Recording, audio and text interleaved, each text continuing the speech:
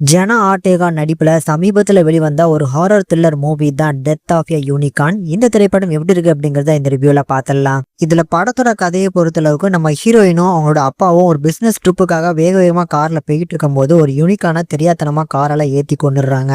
அது பாதி செத்த நெல்லில் இருக்குன்னு சொல்லி நம்ம ஹீரோயினோட அப்பாவும் ஒரு ராடால பாத்தீங்கன்னா அடிச்சு நொறுக்கி ரத்தம் தெறிக்க தெறிக்க அதை கொலை பண்றாங்க. ஆனா அது சாகவே இல்லை.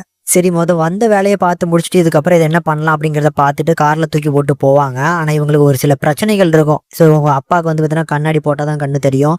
பொண்ணுக்கு முகப்பருவம் இருக்கும். இதெல்லாமே அந்த ரத்தம் பட்டு ஹீல் ஆயிருக்கும். இது எல்லாத்தையுமே ஸோ இவங்க மீட் பண்ணக்கூடிய அந்த பிசினஸ் கிளைண்ட்டும் தெரிஞ்சுக்கிற அதனால இந்த யூனிகானை வச்சு ஒரு பெரிய பிசினஸ்க்கு பிளான் பண்ணுவாங்க. ஆனா இதுக்கு நடுவில் எதிர்பார விதமா இந்த குட்டியோட யூனிகானோட அப்பா அம்மா பார்த்தீங்கன்னா அந்த குழந்தைய மீட்டெடுக்கிறதுக்கு வர இதுக்கப்புறம் என்னெல்லாம் நடக்குங்கிறத பயங்கர சுவாரஸ்யமா சொல்லியிருக்க படம் தான் இந்த டெத் ஆஃப் யூனிகான். இந்த படத்தை பொறுத்தளவுக்கு எனக்கு ரொம்ப பிடிச்சிருந்ததுங்க. ஒரு சூப்பரான ஒரு ஃபேண்டசி நிறைஞ்ச ஒரு ஹாரர் த்ரில்லர் மூவியை எடுத்திருப்பாங்க. ஸோ காமெடியுமே நல்லா ஒர்க் ஆச்சு. இந்த படத்தை பொறுத்தளவுக்கு கண்டிப்பா இந்த படத்தோட கேஸ்டிங்ஸ் தான் இந்த படத்தோட பேக் போன்னு சொல்லுவேன். ஏன்னா ஜனா ஆர்டேஜ், நம்ம ஆண்ட்மேனா நடிச்ச பாலுன்னு சொல்லி எல்லா கதாபாத்திரங்களுமே ரொம்ப அழகாவே ஹேண்டில் பண்ணியிருக்கிறாங்க. சூப்பரான ஒரு பர்ஃபார்மன்ஸும் கூட. இதை தாண்டி கண்டிப்பா இந்த படத்தோட அந்த பிளாட்டே சொல்லலாம். சூப்பரான பிளாட். இது வரைக்கும் நம்ம யோசிச்சு பார்த்துருக்கக்கூடிய யூனிகான் எப்படி இருக்குமோ அதுக்கு ஆப்போசிட்டா இந்த படத்துல காமிச்சிருப்பாங்க. அது நல்லாவே ஒர்க் ஆச்சு. கடைசி கிளைமேக்ஸ்ல ஏன் அப்படி இருந்துச்சு அப்படிங்கிற மாதிரி கிளைமேக்ஸ்ல முடிச்சிருப்பாங்க பாருங்க. அதுல எனக்கு ரொம்ப பிடிச்சிருந்தது.